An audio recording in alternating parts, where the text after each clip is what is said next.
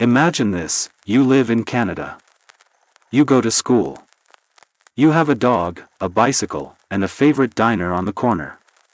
You're learning to play the piano, cheering for your hockey team, and you truly believe you're as Canadian as everyone else around you.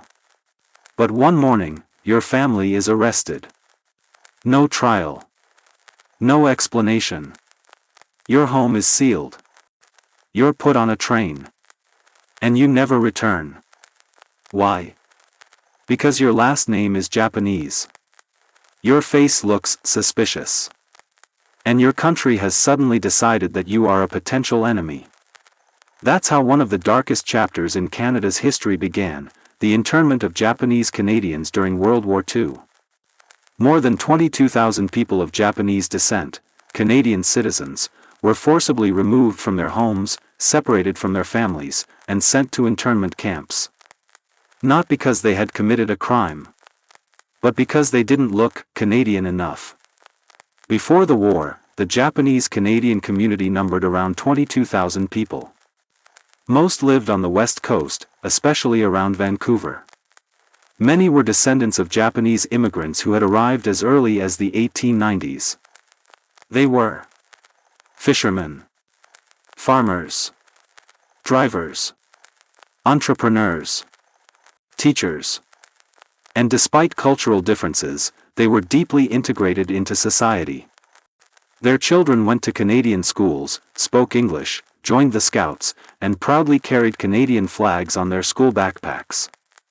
But everything changed in one day, December 7, 1941, when Japan attacked Pearl Harbor. After Pearl Harbor, fear became policy. The attack on Hawaii sent shockwaves across North America. In Canada, panic spread quickly. What if the Japanese strike the West Coast? What if their agents are already here? And that's when fear defeated reason. Even though not a single case of espionage or sabotage by Japanese Canadians was ever recorded, politicians began to act. Newspapers fanned the flames. Japanese threat nearby. Fifth column in our city. Local farmers and fishermen complained. The Japanese are taking over business. Their catches are better. They're undercutting prices. Suddenly, economic competition and racial prejudice merged into one convenient excuse. Under the banner of national security, mass deportation began. On February 19, 1942, Prime Minister William Lyon Mackenzie King signed an order under the War Measures Act. It allowed the government to confiscate property without compensation, intern people without trial, restrict the freedom of citizens. Officially, the operation was called Evacuation of Persons of Japanese Origin from the Protected Coastal Area. In reality, it was racial cleansing disguised as national defense. Families were given only 24 to 48 hours to pack. They could take only what fit into 2 suitcases per person. Men were sent to labor camps in the forests of Ontario and Alberta. Women and children, to primitive relocation camps. The elderly, to isolation centers. Their property was confiscated and sold at auction. Homes, boats, shops, everything passed into new hands for next to nothing. One case became infamous: a fishing boat worth $2,500 was sold for just $50. What the camps were like. These were not Nazi-style concentration camps. But they were camps. Surrounded by barbed wire. Guarded by armed watchmen. With no right to leave freely. Life was harsh and primitive. No sewage system. Shared outdoor toilets. No electricity at first. Constant shortages of food and clothing.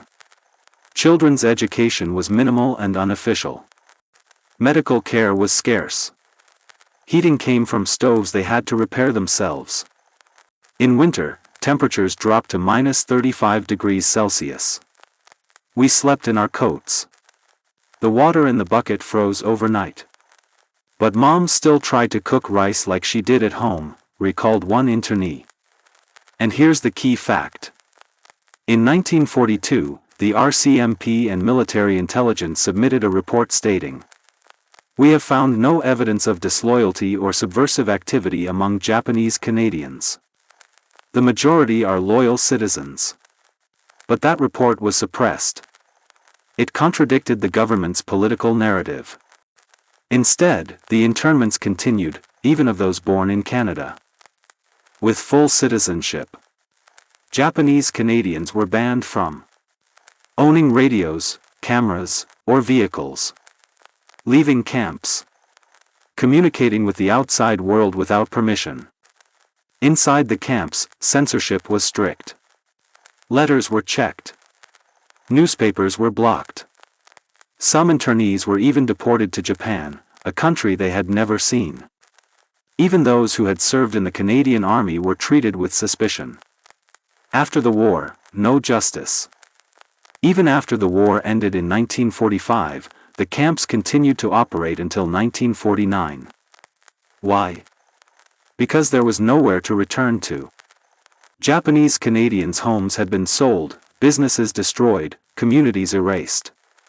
Some were given a choice. Either go to Japan, or move east and never return to British Columbia. Many moved east. Some went to Japan. Others simply disappeared from history. An apology, 46 years later.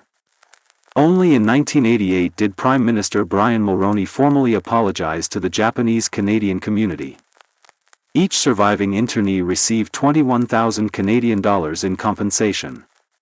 The government acknowledged the violation of human rights. A fund was created for educational programs to preserve this history. But by then, it was 46 years too late. Many had not lived to see justice. Why it still matters? Because it can happen again. Remember 2001, mass surveillance of Muslims. Remember 2020, rising hate toward Asians during COVID. Remember recent talk of registration by ethnicity. The internment of Japanese Canadians is not ancient history. It's a warning. A reminder. When fear becomes policy, the innocent suffer first.